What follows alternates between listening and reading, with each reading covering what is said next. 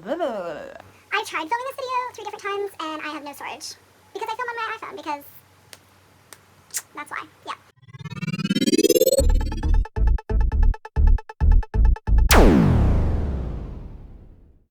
Hello and welcome back. So I have 4 days until I move into school for my sophomore year in college. I almost just said high school. That's weird. So I decided to make a video about advice, tips and tricks, but like no, because I'm not qualified for any of those items. I'm probably not even qualified to do this video, but I wanted to share some of the things that nobody actually tells you. Oh my god, this sounds so cliche, but I'm doing it anyways. Things that like you might not think of, but you should definitely do if you're transitioning from high school to college or just any of your years in college. These are just really important tips. I don't know why that took me so long to say. Stop doing thumbs up. So, my number one tip is check your email often and try to keep it organized, because most professors, advisors, clubs, anything like that, they only communicate through email, especially now because most things are virtual. So, just make sure that your email is organized, delete spam emails, keep track of it, because that's going to be your primary way of communicating with most people on campus. Yeah. My next tip is pretty obvious, but keep a planner or keep a weekly checklist.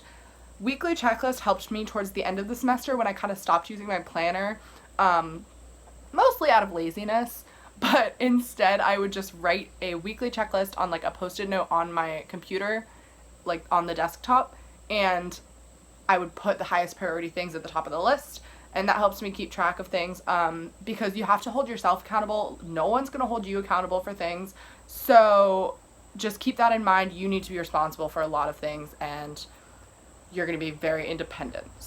My third item is to use a calendar. So you're going to get a syllabus at the beginning of the semester for your classes, and you're going to want to write down all of your test dates and all of your deadlines on a big calendar, whether that's electronically or like in-person calendar. What? Like a hard, what am I thinking of? Like an actual calendar. I had one hanging on my wall for the entire semester, and it just helped me keep track of my deadlines. And that's like in addition to my planner. Also, a calendar online, or like electronic calendars, help with events for clubs, and if you have meetings with people, it'll remind you, things like that. You know, again, very obvious stuff, but you just might not be in the habit of doing these things, so get in the habit of doing it. Next is something that I don't think anyone tells you, but this is super important. Keep a record of when you start things. So, for example, if you start a club this year or like this semester, or you start a job, or you start tutor, like anything like that, if you're starting an activity, keep track of that, because in the future people are going to ask you like, what's your hobbies, what do you do, extracurriculars, all that, and you probably had a taste of that from when you had to do it for high school for applying to colleges. But in college, it's especially important, because when you're applying to jobs later on, or internships, anything like that, they're going to want to see what you did during your 4 years. So keep a record of things. Okay, my fourth tip: don't skip class unless you have to.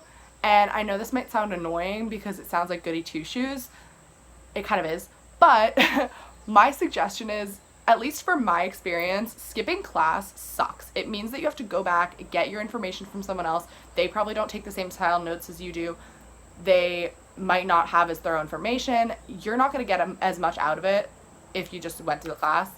And I guess that's different for each class type, because I'm in mostly lectures, so if I don't attend a lecture, it's like I'm missing quite a bit of information. So try to attend classes, because if you do have a day where you're really sick and you can't go to class, or if you have to go somewhere, leave on a trip or something where you genuinely can't go, then sure, but you're not going to want to waste those days that you can't go to class if you're just like not feeling it.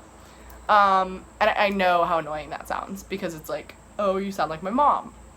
Sorry, I am your mom. Hi. Next, don't procrastinate. Okay.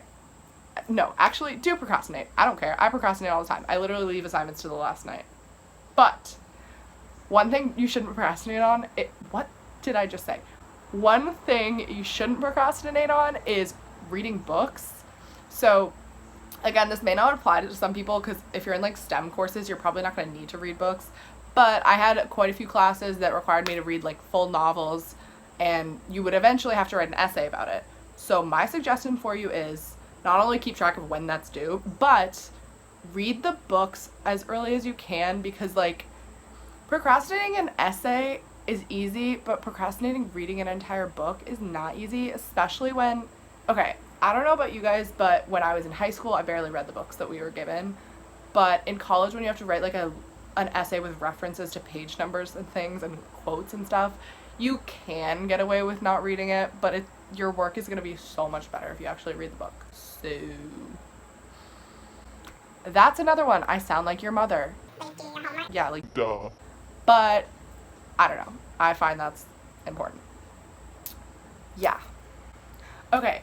And let me go over again the fact that I'm well aware that we are doing online schooling for a lot of people, and we're in the middle of a pandemic. Like a lot of things are different about the way that we go about our classes and stuff, but these kind of resonate even if you're online.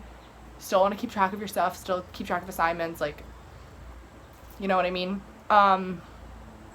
So in conclusion, I know that most of these sound kind of preachy and like motherly, but I do just want to address them because, like I said earlier, no one else is going to hold you accountable. You have to hold yourself accountable. So if you do want to do well in school, like, you know, check yourself every once in a while. So I hope some of this was helpful if you're going into school, or if you're already in school and you're struggling, whatever. These are the tips that I use. And I am definitely not a perfect student. I procrastinate a lot, you know, but do the best you can. And again, good luck to everyone who's going to school during the pandemic. I know how obnoxious it is. I know how hard it is because I will be going to school in the pandemic, and it's going to be fun. It's going to be very interesting. So with that being said, I'll see you in my next video.